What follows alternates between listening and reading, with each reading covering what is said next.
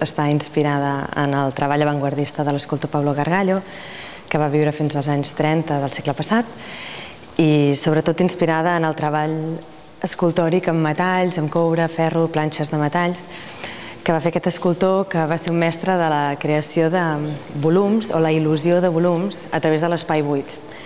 Cada cop en el seu desenvolupament va anar disminuint i disminuint la informació que donava, fins que va crear unes figures en què hi ha més espai buit que informació donada a partir dels materials, i a part les superfícies de les escultures estan invertides. Llavors tot el que en un cos és convex, doncs ell ho transforma en còncau.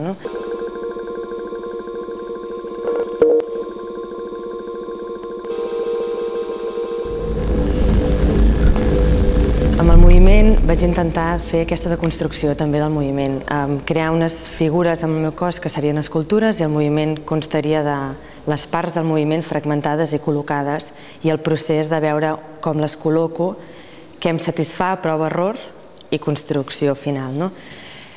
Llavors, també amb còncau intento crear la dualitat de l'escultura i de l'escultor, l'escultor que treballa amb les mans, que és el subjecte que està allà a l'espai, que sóc jo a vegades, i també el músic, que toca en directe.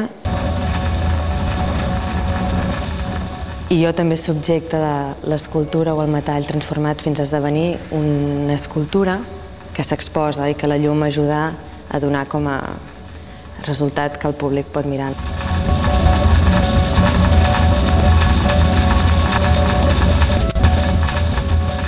Llavors l'espectador és una mica observador dels processos i dels resultats. Els processos amb proves, errors, canvis, variacions, i el resultat final.